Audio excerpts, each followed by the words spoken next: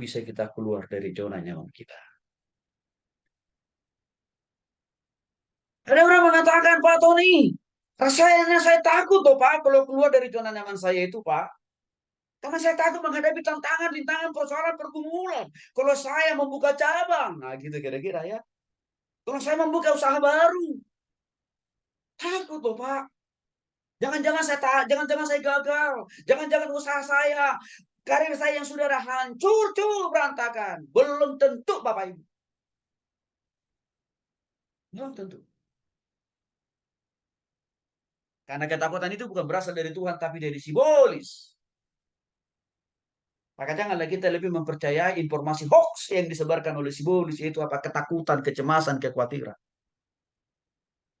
Tapi harus lebih percaya kepada Tuhan, pemberi napas hidup, kekuatan, dan kesehatan. Dan penjamin hidup kita di dunia ini dan di surga. Strategi keluar dari zona nyaman kita. Yang pertama, Tuhan mau Bapak Ibu dan saya harus kita hengkang kaki. Keluar dari zona nyaman kita. Untuk itu Bapak Ibu dikasih oleh Tuhan Yesus Kristus 1 Korintus pasal 2. Mengingatkan kita. Khususnya ayat yang ke-9 Bapak Ibu. Dikatakan di sana demikian firman Tuhan. Tetapi seperti ada tertulis apa yang tidak pernah dilihat oleh mata.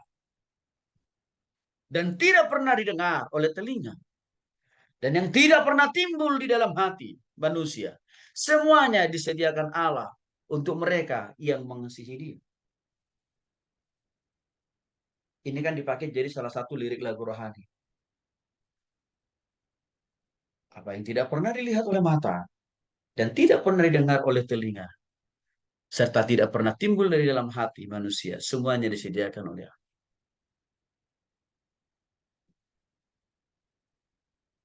Akal dan pikiran kita terbatas. Memahami, mengerti apa yang akan terjadi di depan kita kan Bapak Ibu. Tetapi akal dan pikiran Tuhan tidak terbatas menolong Bapak Ibu. Maka keluarlah dari zona nyaman kita. Jangan hanya berhenti pada zona nyaman kita.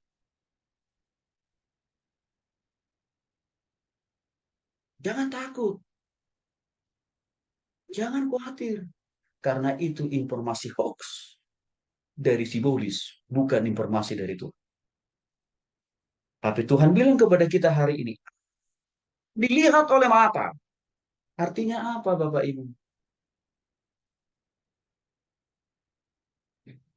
Yang tidak bisa kita lihat, yang kita khawatirkan, itu pasti dijauhkan Tuhan, tidak akan terjadi dalam diri kita.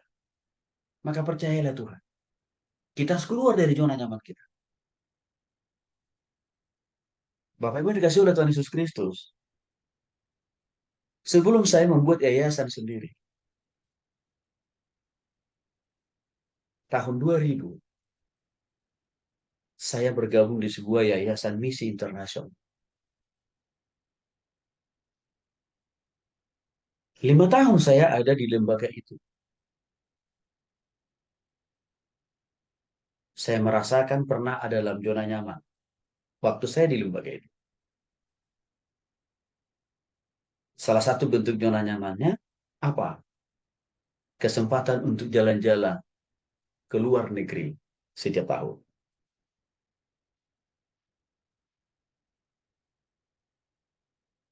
Tapi Bapak Ibu dikasih oleh Tuhan Yesus Kristus, saya nggak mau terjebak dalam menikmati kesempatan jalan-jalan ke luar negeri tiap tahun. Dan saya tidak mau hanya, oh inilah panggilanku, inilah tujuan hidupku. Enak juga jadi hamba Tuhan. Saya tidak mau Bapak Ibu. Dalam posisi 5 tahun saya di lembaga itu, saya selalu berjuang, berpikir, dan berdoa bergumul sama Tuhan. Tuhan, saya tidak mau hidup dalam kenyamanan yang seperti ini. Saya terus bergumul. Maka waktu saya di lembaga itu, Bapak Ibu, salah satu cara saya untuk mempersiapkan diri keluar dari zona nyaman itu, saya ambil S2. Perlengkapan untuk keluar dari lembaga itu. Sebagai bekal. Dan suatu saat, Bapak Ibu, momentumnya kami keluar adalah waktu kami dipaksa oleh pimpinan kami pada waktu itu ikut menyetujui korupsi uang yang beliau lakukan. Waktu itu posisi istri saya bendahara dan terjadi penyalahgunaan penyelewengan keuangan di lembaga itu. Maka waktu itu saya dengan istri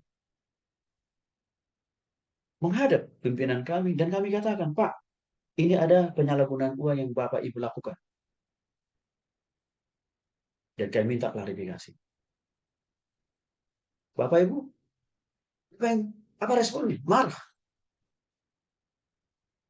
Tidak mau mengakui korupsi yang dilakukan oleh dia. Tidak mau mengakui. Faktanya, datanya jelas. Bahkan saya masih ingat, waktu itu kami sempat mau disogok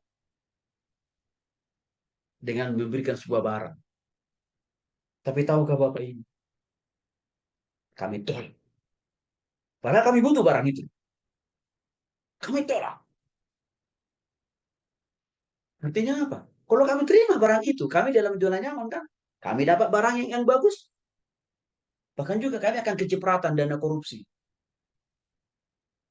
yang dilakukan oleh pemimpin kami itu waktu itu. Melihat situasi itu, kami makin firm, yakin betul.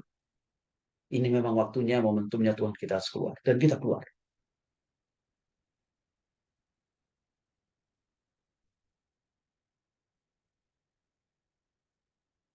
Kita keluar, Bapak Ibu. Kenyamanan jalan-jalan ke luar negeri, tidak lagi kita mendapatkan. Fasilitas, juga tidak lagi kami dapatkan.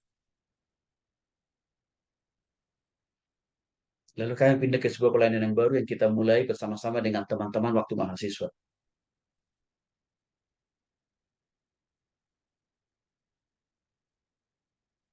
Ya, senang juga. Ada kenyamanan juga di pelayanan yang kedua. Tapi nggak lama kemudian, Tuhan tidak mau. Kami terlalu lama menikmati zona nyaman di pelayanan yang kedua.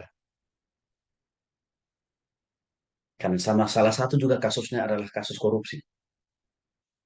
Yang akhirnya kami harus meninggalkan juga. Pertanyaannya, kami mau melayani di mana? Bagaimana kami menjalani hidup? Tapi kami, saya dan istri nggak takut. Saya katakan sama istri, kita keluar dari dua lembaga pelayanan ini bukan karena dosa kita. Bukan karena kesalahan kita. Tapi karena kita korektif terhadap dosa dan kesalahan orang-orang yang pernah memimpin kita ataupun bekerja sama dengan kita. Artinya, motivasi kita benar. Tujuan kita tidak lurus dengan Tuhan. Maka saya bilang, kita lebih baik mundur.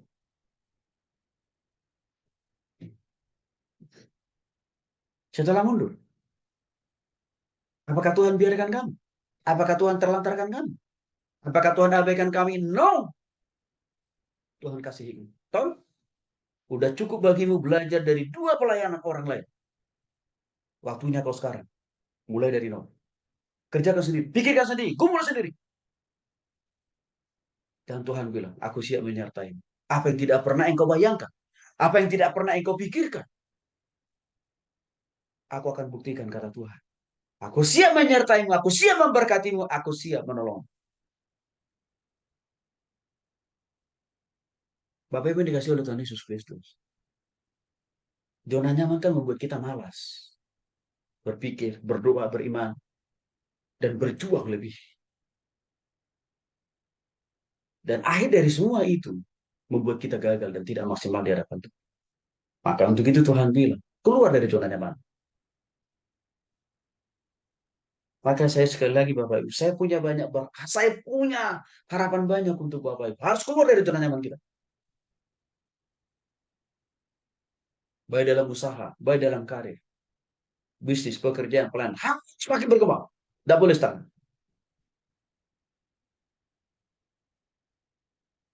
Tuhan menghendaki kita keluar dari zona nyaman.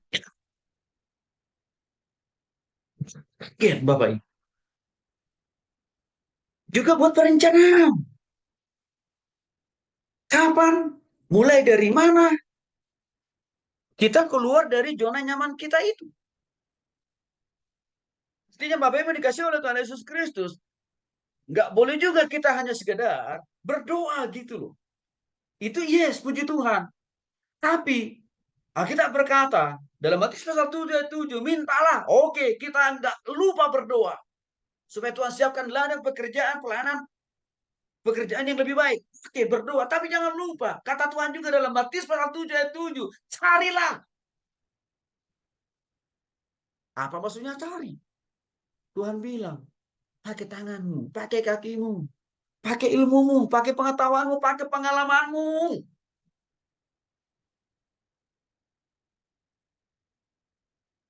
Buat planning atau perencanaan. Buat target.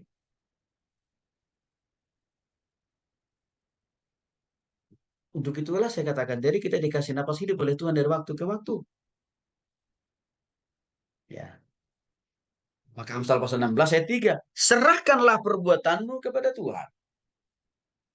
Maka terlaksanalah segala rencanamu. Serahkanlah perbuatanmu kepada Tuhan. Maka Tuhan yang akan menyatakan, merealisasikan lewat tangan dan kaki kita tentunya Bapak Ibu. Ya, terlaksanalah itu. Target, rencana, harapan kita itu. Maka kembali dari kepada kesaksian saya tadi Bapak. Yang pertama memang, dari dua pelayanan yang saya katakan tadi kami mengambil posisi mundur dan keluar. Kami banyak berdoa sama Tuhan. Tuhan berikan saya hikmat dan bijaksana. Tuhan mau lakukan, Tuhan mau kerjakan apa yang mau kami lakukan, apa yang mau kami kerjakan. Itu kami doakan Bapak. Kami berdoa Tuhan berikan kami hikmat, kreativitas. Jenis pelayanan apa? Visinya apa Tuhan? Misinya apa? Tujuannya apa Tuhan? Bagaimana juga program, target, dan juga namanya Tuhan. Itu kan banyak berdoa loh Bapak. Di samping tentunya, di balik dari doa itu kami harus juga menulis, mengorat-orat di kertas kan. Dan setelah kita buat dalam perenyahan di atas kertas, maka kita turunkan menjadi realisasi. Kita mulai dari mana? Dapat visi dari Tuhan, dapat misi dari Tuhan. Itu kita buat dalam kertas, kita ketik baik-baik menjadi sebuah dokumen. Lalu setelah itu apa? Saya sharekan kepada teman-teman yang punya visi yang sama, punya beban yang sama. Lalu setelah itu apa? Kita akte notariskan. Dan kita mulai melakukan. Bapak Ibu dikasih oleh Tuhan Yesus Kristus. STT kita, yang mana kita belajar hari ini, tempat di mana kita belajar hari ini, tidak pernah saya pikirkan. Tidak pernah. Karena di dua pengalaman saya pernah terlibat di dua pelayanan yang kami tinggalkan tadi.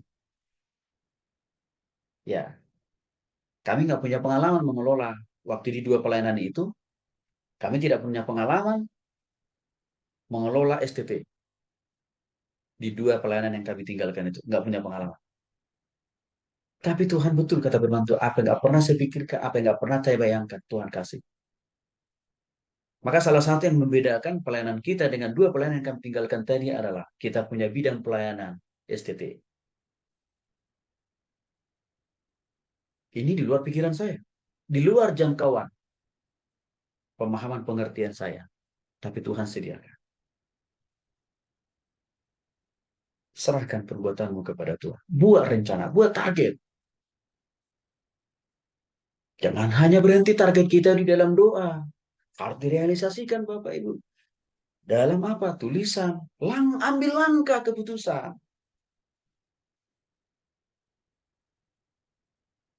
Bisa di Amsal yang sama, khususnya Amsal pasal 24, Bapak Ibu, mengatakan juga kepada kita. Di dalam ayat yang ke-6. Karena hanya dengan perencanaan, engkau dapat berperang. Dan kemenangan tergantung pada penasihat yang banyak. Perencanaan itu menjadi sesuatu yang penting. Tapi tidak hanya berhenti perencanaan itu di atas kertas, Bapak Ibu. Harus juga kita wujud nyatakan perencanaan itu di dalam aksi. Jadi kalau misalkan Bapak Ibu merencanakan tahun depan mau membuka cabang baru, konsepnya mulai tahun ini harus Bapak Ibu pikirkan. Tapi di dalam konsep yang Bapak pikirkan hari ini, udah mulai dituliskan dalam kertas. Lalu siapkan targetnya tahun lalu, tahun depan dimulai bulan berapa, tanggal berapa. Jadi jangan hanya berhenti hanya sebatas konsep di atas kertas. Tapi harus ada realisasi Bapak Ibu. Nah sama tadi. Bagi saudara yang masih jomblo, jangan hanya berdoa saja, Tuhan berikan saya tulang rusuk, berikan saya pasangan hidup. Yes, didengar Tuhan. Dijawab Tuhan. Langkah. Jangan hanya minta terus. Melangkah. Pilih keputusan. Pilih tindakan. Itu. Bagi saudara yang belum menikah. Harus keluar ya dari zona nyaman itu ya. Menikah itu nggak dosa. Nggak haram. Bahkan menikah itu salah satu juga misi dan tujuan Tuhan menciptakan kita ke dunia ini. Kejadian pasal 1 ayat 28 sampai 30. Buat target. Yang ketiga, cari mentor. Siapa ini mentor? Orang yang dapat membimbing kita. Rohani dan juga mentor ini. Orang yang sudah punya pengalaman juga. Bagaimana dia bisa juga keluar dari zona nyamannya? Ya. Maka untuk itu Bapak Ibu dikasih oleh Tuhan Yesus Kristus Amsal pasal 15 ayat 22 mengingatkan kita bagi hari ini. Ya. Di mana dikatakan di sana, rancangan gagal kalau tidak ada pertimbangan, tetapi terlaksana kalau penasihat. Yang seringkali ditakutkan oleh banyak orang. Wih Pak Tony, kalau saya lakukan ini, kerjakan ini, saya nggak tahu nanya sama siapa Pak. Mau mulai dari mana Pak? Dan dari mana awalnya dan nanti ujungnya gimana Pak? Cari mentor. Siapa mentor yang pertama yang harus kita jadikan menjadi penasihat ajaib kita? Tuhan, Bapak Ibu. Mentor yang pertama yang terlintas dalam pikiran saya waktu kita mau mulai pelayanan kita di LPP adalah Tuhan. Tuhan, bimbing saya. Artinya saya sedang minta Tuhan mementoring saya kan Bapak Ibu. Tuhan berikan saya hikmat Tuhan. Berikan saya pemahaman yang lebih mengerti apa yang Tuhan mau untuk saya lakukan, untuk saya kerjakan. Harus mau dimentoring oleh Tuhan. Karena kalau kita dimentoring, kalau kita mau dengar nasihat masukan dari Tuhan, tentu lewat firman Tuhan, tuh Bapak Ibu.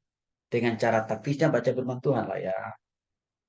Juga apa? Nasihat dari Tuhan itu bisa kita juga dapatkan waktu kita memiliki apa? Persekutuan pribadi dengan Tuhan, kehidupan doa kita. Itu kan bentuk cara mentoring kita. Tuhan dulu yang pertama, yang harus menjadi mentor agung kita. Mentor yang kedua siapa? Manusia. Siapa ini manusia? Ya hendaknya orang lebih rohani dari kita.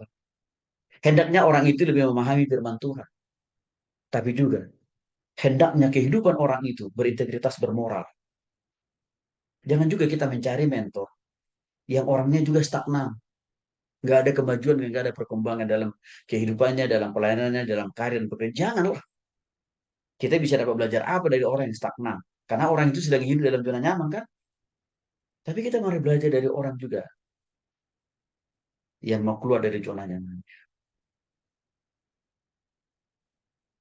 Supaya kita makin dapat nasihat tambahan dari orang yang bersangkutan. Lebih baik lagi kalau misalkan orang itu punya keahlian khusus atau spesifikasi atau pengalaman khusus di bidang usaha, bisnis, pelayanan yang sedang mau Bapak Ibu geluti. Itu jauh lebih baik. Jadi jangan misalkan begini Bapak Ibu. Bapak Ibu mau buka usaha bisnis di bidang peternakan, ikan lele. Tapi bertanyanya kepada arsitek, nggak nyambung. Nggak nyambung kan? Kecuali kalau Bapak Ibu ya mau mengembangkan usaha bisnis di bidang kontraktor. Masih nyambung gitu kalau Bapak Ibu bertanya kepada arsitek, nyambung kan? Jadi kita cari mentor yang bisa membimbing kita searah dengan apa yang Tuhan taruh dalam hati kita. Jadi ada mentor rohani, ada juga mentor di apa yang punya keahlian khusus, punya pengalaman khusus di bidang yang sedang kita geluti. Ya. Nah, itu harus kita cari, Bapak. Ya. Jadi itu penting supaya kita bisa keluar dari zona nyaman kita secara real, konkret gitu loh, Bapak. Ya. Amsal pasal 15 ayat 22. Rancangan gagal, perencanaan tidak akan pernah terrealisasi. Bahkan bisa gagal rencana kita, target kita, kalau tidak ada penasehat, kalau tidak ada mentor. Maka saya katakan tadi, mentor kita yang paling pertama harus Tuhan. Yang kedua, bisa kita cari manusia. Manusia pun harus dibagi. Ada mentoring, ada mentor rohani, dan juga ada mentor yang sedang punya fokus yang sama seperti kita. Dia punya pengalaman dalam bidang usaha dan bisnis. Itu perlu dicari. Dan saya kira Bapak Ibu bisa leluasa menemukan itu. Strategi yang keempat, untuk keluar dari zona nyaman, hilangkan keterikatan dan ketergantungan. Nah, ini nih, dari manusia. Mengapa kita perlu menghilangkan dan menghilangkan keterikatan dan ketergantungan total kepada manusia? Karena kalau kita bergantung total kepada manusia, manusia Bapak Ibu, atau mempertuhankan manusia, hati-hati. Ini bisa membuat kita terjebak dalam zona nyaman. Maka untuk itulah Yeremia pasal 17 mengingatkan kita, ayat 5 Bapak Ibu, demikian firman Tuhan. Beginilah firman Tuhan. Terkutuklah orang yang mengandalkan manusia, yang mengandalkan kekuatannya sendiri, dan yang hatinya menjauh dari Tuhan. Sulitnya, sukarnya, enggannya, malasnya orang keluar dari zona nyamannya. Karena dia sudah mempertuhankan manusia. Karena orang itu sudah mempertuhankan perusahaan yang menggaji dia. Hati-hati loh Bapak Ibu.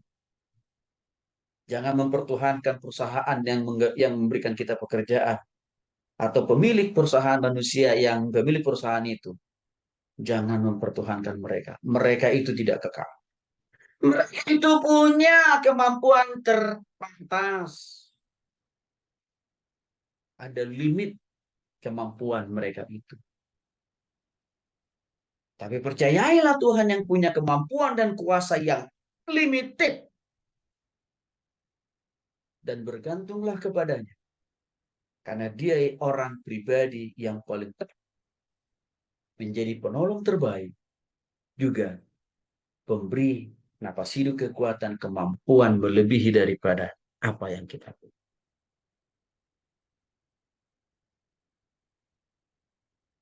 Hilangkan keterikatan dan ketergantungan baik kepada manusia, juga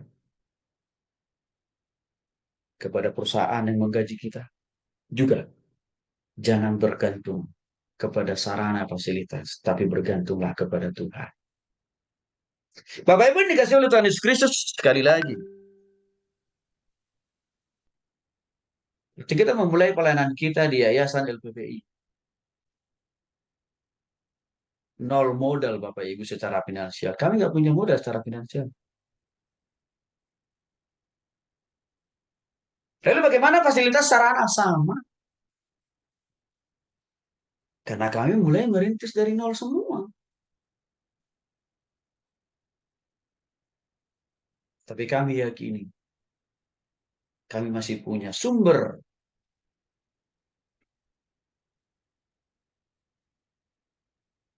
modal yang pertama dan yang utama, yaitu Tuhan Yesus Kristus. Untuk itu kami beriman, bergantung total, berdoa dan berseru kepada Tuhan dari waktu ke waktu. Itu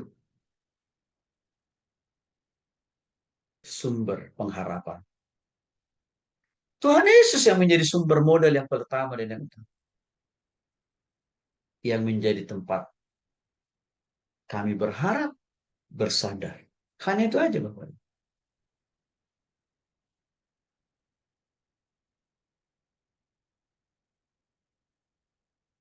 Bukan manusia. Bukan sarana. Kadang-kadang kan kita berpikir, kalau saya punya banyak hepeng atau cuan, saya bisa membangun semua hal. Saya bisa melakukan banyak. Belum tentu Bapak. Kalau bukan karena Tuhan yang menyertai memberkati. Kan kita sudah lihat kehancuran orang-orang yang mempertuhankan uang, mempertuhankan manusia, hancur juga. Tapi orang yang tak menempatkan Tuhan sebagai pemimpin, penguasa, pengendali, menjadi objek imannya. Menjadi tempat dia bergantung. Diberkati oleh Tuhan kok. Keluar dari zona nyaman kita dengan cara apa? Jangan bergantung. Jangan mempertuhankan manusia. Jangan mempertuhankan perusahaan di mana kita bekerja. Jangan mempertuhankan uang, sarana, fasilitas yang kita punya. Karena semuanya itu terbatas kok Bapak Ibu. Dalam membangun pelayanan, mengembangkannya sama. Jangan bergantung pada gembala. Maka waktu itu saya tantang Pak Octavianus. Pak Octavianus saya bilang, ayo Pak, keluar dari zona nyaman Pak.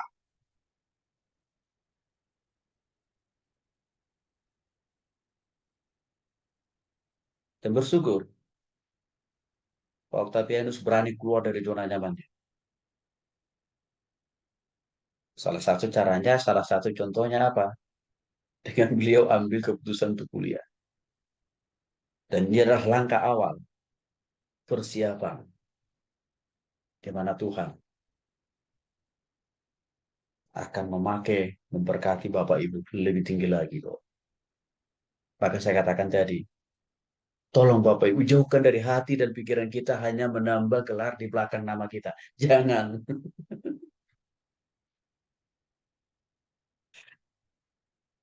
Kita bukan hanya mau menambah gelar di belakang nama. Bukan Bapak Ibu. Itu hanya berkat kecil kok itu. Tapi yang pertama yang utama harus bertambah itu adalah pengenalan kita kepada Tuhan. Lalu ketergantungan kita kepada Tuhan makin bertambah total. Dan juga apa? Memaksimalkan potensi, napas hidup, kekuatan, kesehatan yang Tuhan berikan untuk semakin lebih lagi berkarya begitu.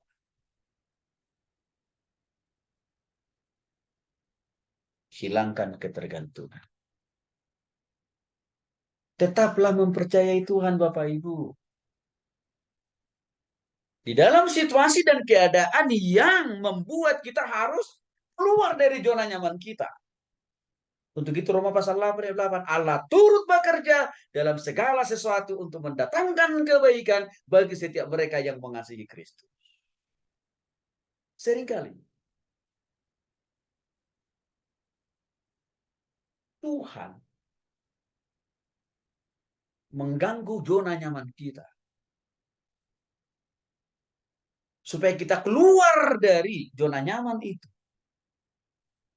Dengan maksud dan tujuan Tuhan. Supaya kita lebih berkembang, maju dan diberkati oleh Tuhan. Saya kasih contoh. Keputusan yang Bapak Ibu ambil untuk kuliah.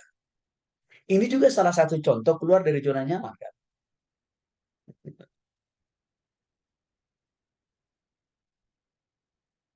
Sudah cukup nyaman kan Bapak Ibu dengan gelar sarjana. S1-nya kan udah nyaman kan. Sudah nyaman juga kan Bapak Ibu. Dengan gelar kesarjanaan kita S1 itu. Bapak Ibu sudah bekerja. Bahkan ada di antara Bapak Ibu juga pengusaha. Bahkan Bapak Ibu juga sudah ada yang menggembalakan jemaah. Nyaman kan? Tetapi Bapak Ibu yang dikasih oleh Tuhan Yesus Kristus merespon panggilan Tuhan. Peka terhadap suara Tuhan.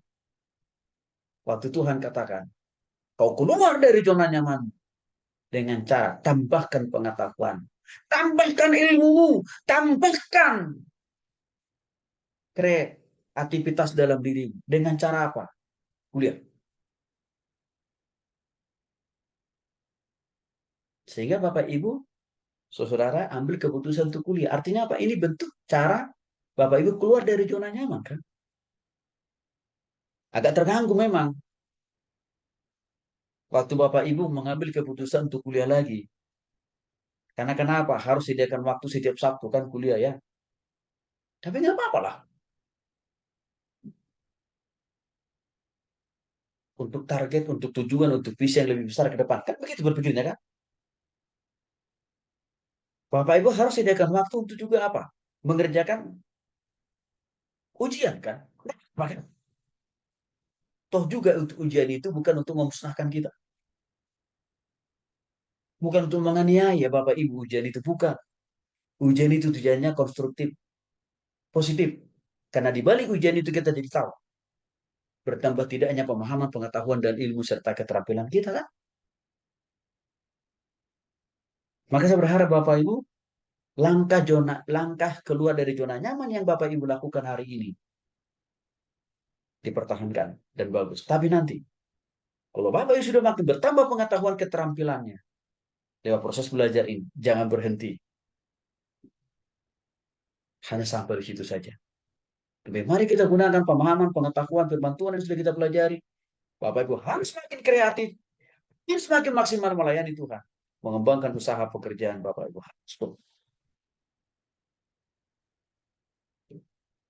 Bahkan,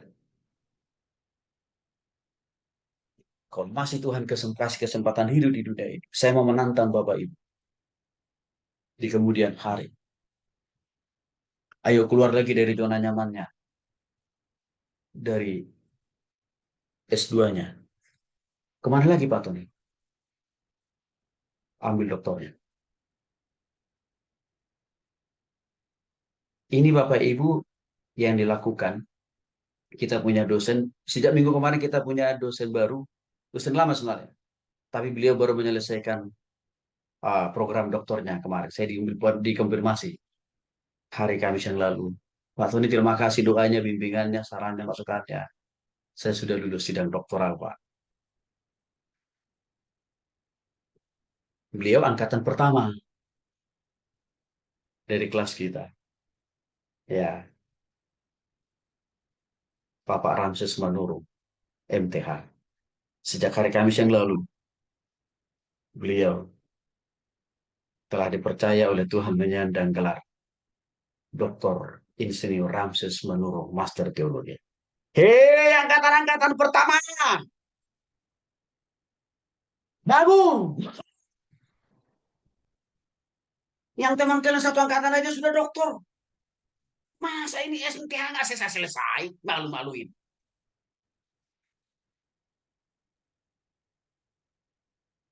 Nah, ini angkatan yang pertama ya. Saya juga nggak betah lihat saudara kelamaan di sini. Nggak betah saya. Saya mau saudara sudah cepat lulus lah. Maka untuk itu kenapa kita selalu buat kuliah setiap hari Sabtu kan? Bahkan kita buat sekarang ada kelas pagi dan kelas sore. Kenapa? Karena saya mau menguber-uber saudara. Tanda kutip, mengusir saudara lebih cepat lulus dari kampus ini. Itu namanya kita keluar dari zona nyaman, saudara. Bisa berharap teman-teman angkatan pertama dipahami ya, maksud saya ya.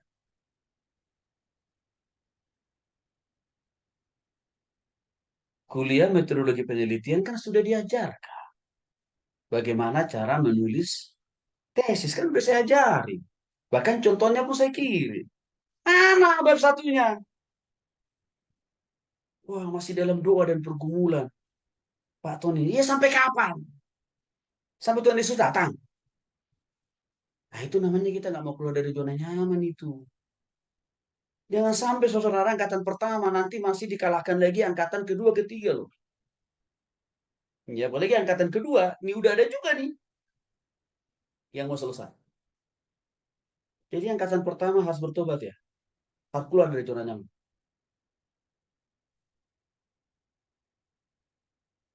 Mari kita belajar dari Yusuf untuk keluar dari zona nyaman. Yusuf, Bapak Ibu yang dikasih oleh Tuhan Yesus Kristus, waktu dia ada dalam keluarganya, dia nyaman. Karena begitu disayang oleh bapaknya. Dan saudaranya yang lain juga mendukung Yusuf. Di awal-awal mereka tinggal bersama. Tapi kenyamanan yang dialami oleh Yusuf dari awal. Justru Tuhan tidak mau dia terlalu lama dalam kenyamanan itu. Maka Tuhan mengizinkan dia mengalami perlakuan